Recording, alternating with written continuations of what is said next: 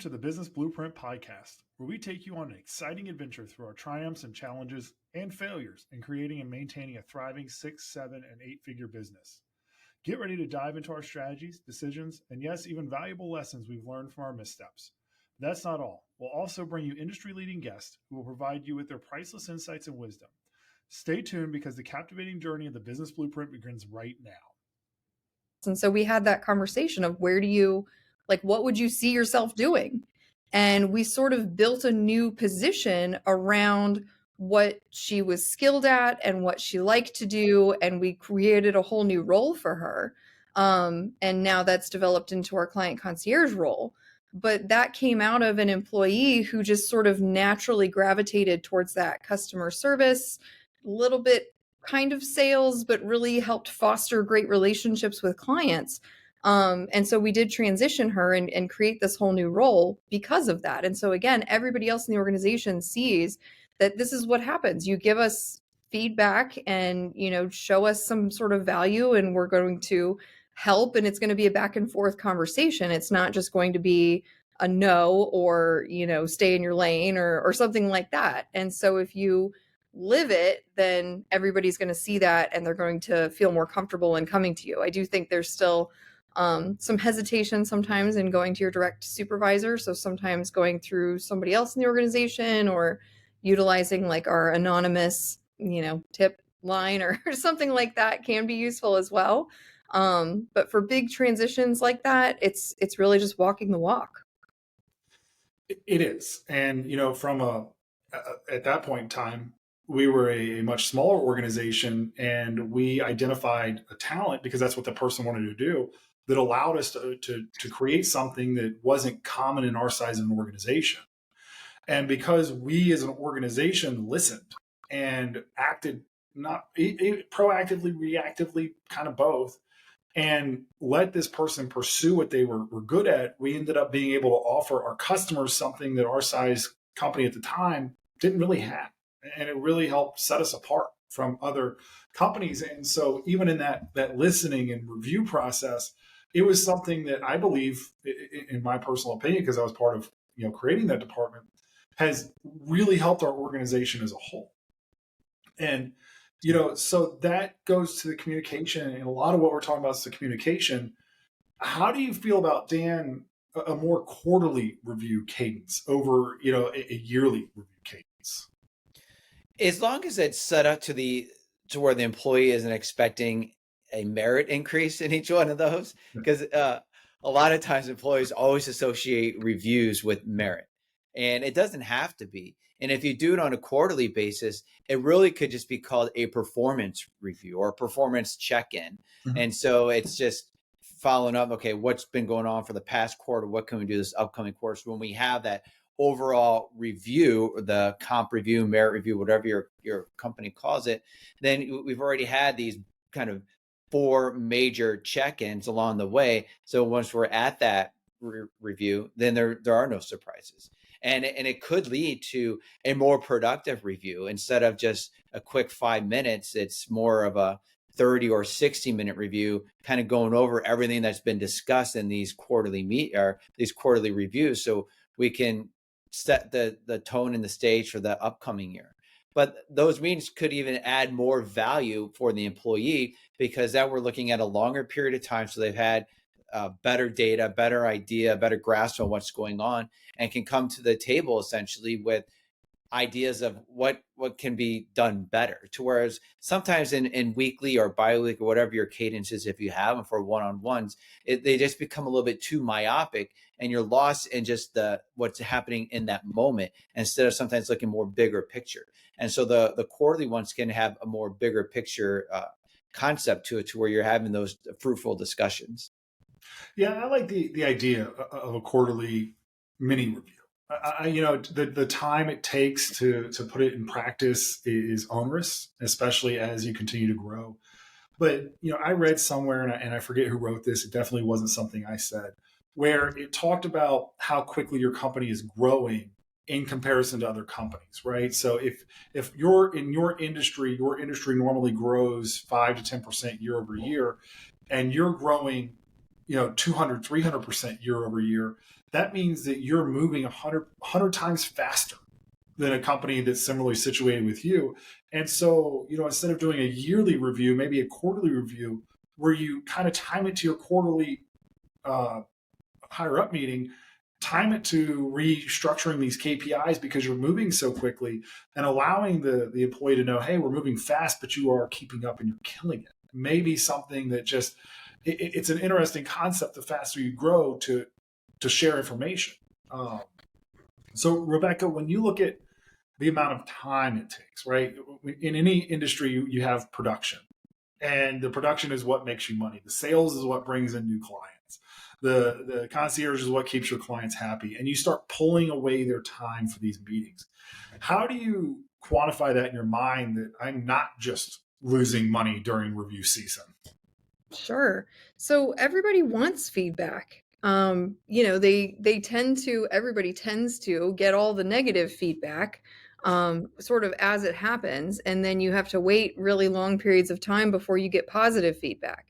So just keeping your people motivated and upbeat and having that positive energy sort of come into the week, I think is a boost to everybody, because it's easy to get kind of pulled down into the negativity, because those tend to be the loudest, the loudest things that we hear are the complaints and the problems.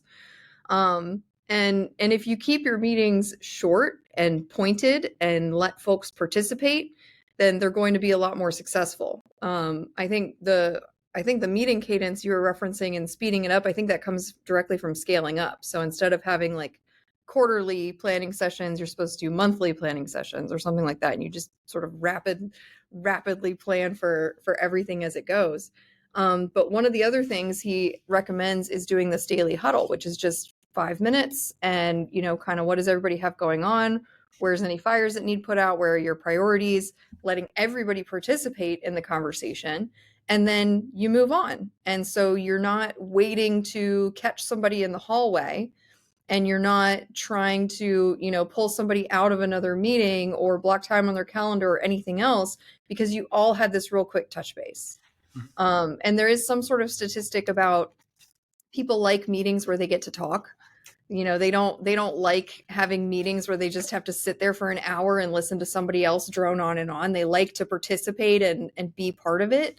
And so having these daily huddles where everybody just kind of goes around, shares a couple little things, it helps boost their feelings on that meeting, on the productivity of it.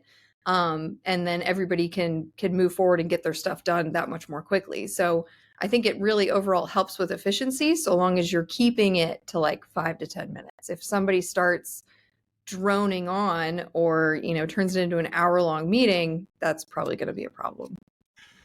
Yeah, it is. And I think one of the neat things about the idea of those daily huddles is you start out with talking about a win, right? So each department has it. So if you're talking about the sales department, they say, hey, this was our win for yesterday. You also talk about showing gratitude, not just talking to people about the negative. One of the things that I work on, kind of my constant New Year's resolution, is to take time at least twice a week, look at things that people are doing on our team, and just call them and say, hey, I just want to tell you great job.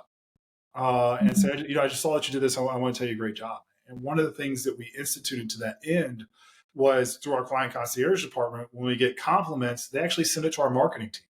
And our marketing team sends out a company-wide email that says, hey, so-and-so got a client compliment. So, no matter where they are, sometimes it's even our billing department gets compliments like, hey, the billing department got a compliment on how nice they are. So, showing gratitude throughout the year is as important to me as any sort of corrective action. I think it needs to be 50-50, if not more gratitude to less corrective. But, you're talking about these meetings and getting to talk.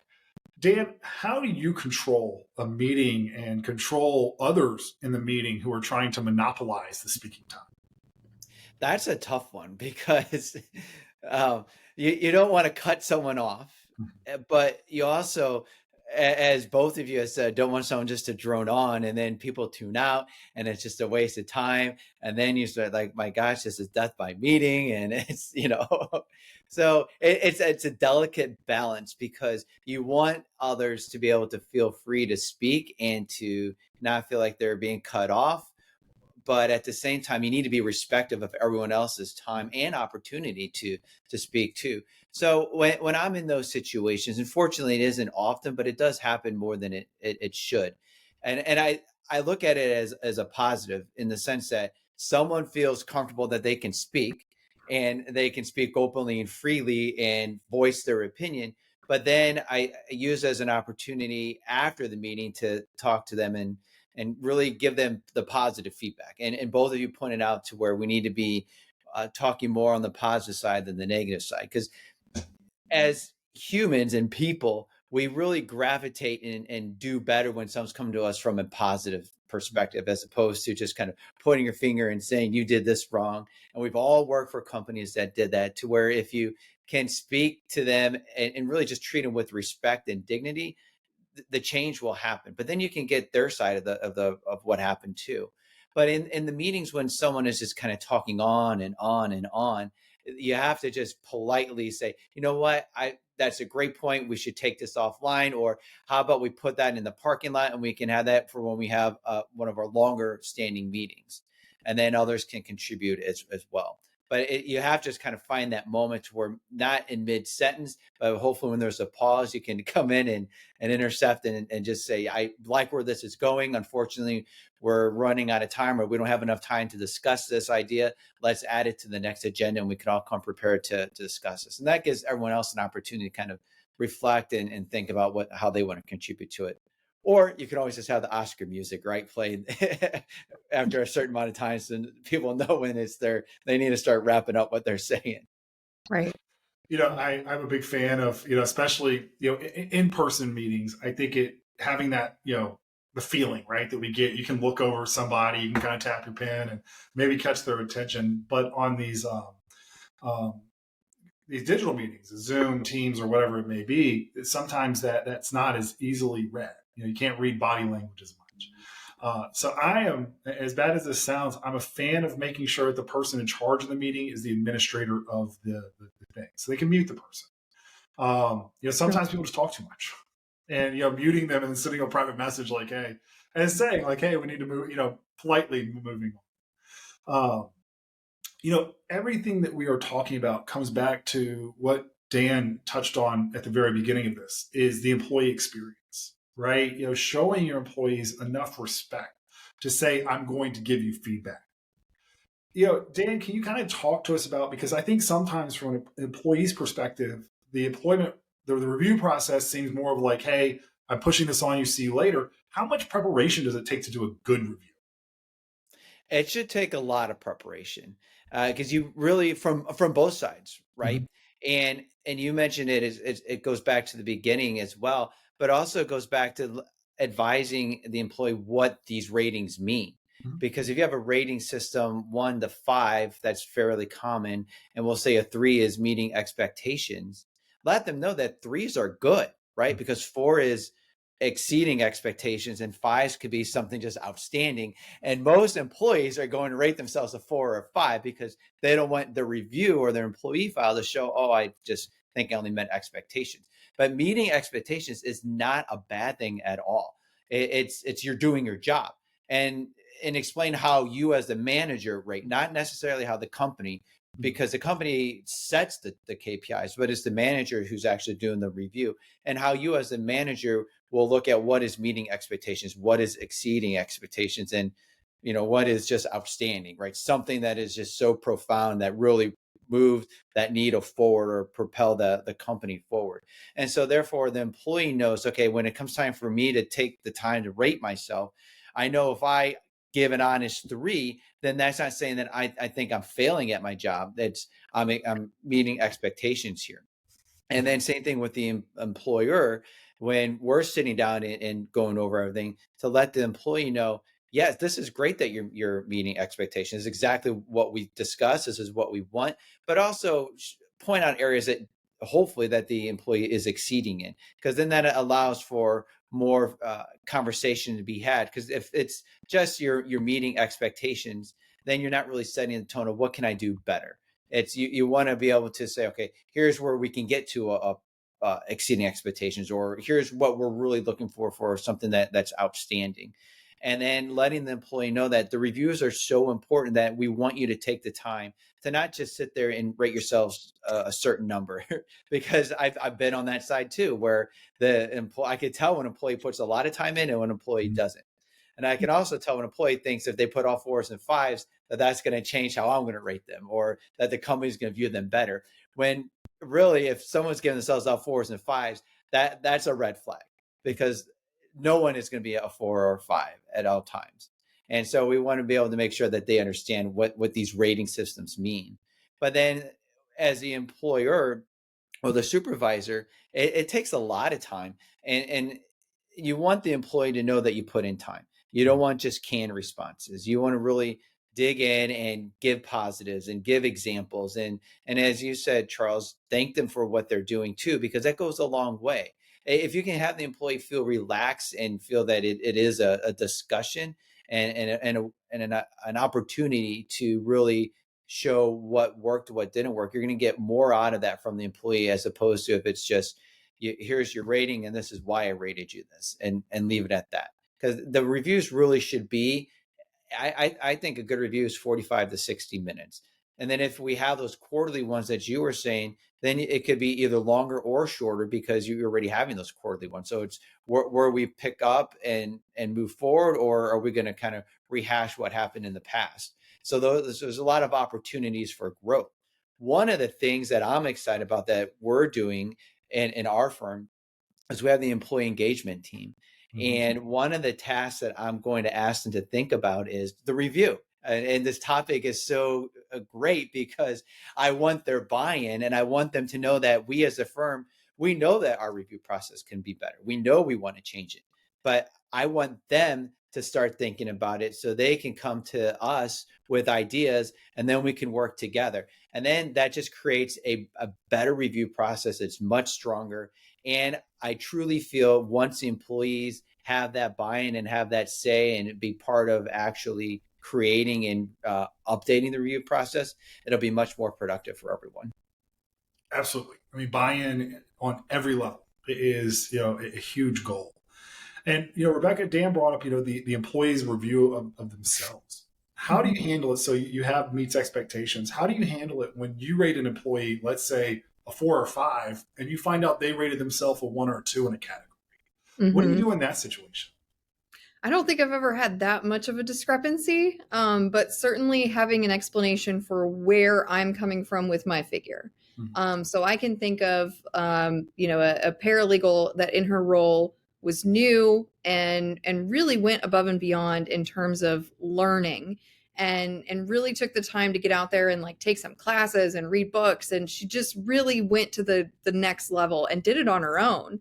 And so that to me is above the meets expectations, right? She really took it on herself to go out and educate herself and learn how to be better at her position. And so, where she marked herself a meets expectations, I was like, no, this is more than what would be normally expected for your role. Right. And so just having that conversation about like, well, why did you think you were a 3, and why, this is why I thought it was a 4, and this is why, or what have you. But I don't think I've ever had anybody that was that far apart. I have had, folks that rated themselves all 5s just because they're like, I'm amazing and I'm the best and I do everything wonderful. And, I'm a 5. Well, okay, let's talk about what it means to be a 3 and what it means to be a 4 and what it means to be a 5. And this is the reason what you're doing. You are doing your job. Yes. But you are not, going above and beyond and going outside of that. So that's just a conversation to have about what the numbers mean and why they are what they are. Yeah, I think this is a wonderful conversation to show that something that a lot of businesses view as just a mundane walkthrough task can play such a huge role in the overall employee experience. And when you actually sit down and think about what is an employee review, it is making sure that you're meeting what you should be meeting. How does the employee know what they should be meeting? The employer has described it. When did the employer describe it? How clearly was it set to the employee? And how frequently did you review that with the employee? You start to see that these little things that a lot of people may overlook become such a huge part of your organization and become such a huge part of the overall happiness of your employees, which causes them to stay longer, causes them to say, look, the grass is greener on this side of the fence. Or if they leave, which we've had, they try to come back. Mm-hmm. And, putting all these little pieces together with the primary focus on how your employees experience this process is what I think is truly going to set organizations apart in the future. So, if you enjoyed this topic, even something so mundane as employee reviews, go ahead and subscribe below. Each week we're going to talk about topics that we learn, that we're going through, that we think would help improve ourselves. And, we love feedback, we love organizations, and we look forward to talking with you all next time. Thanks for tuning in. If you found this insightful and entertaining, be sure to hit subscribe below and join us on social media to get more insight into what we are going through each and every day.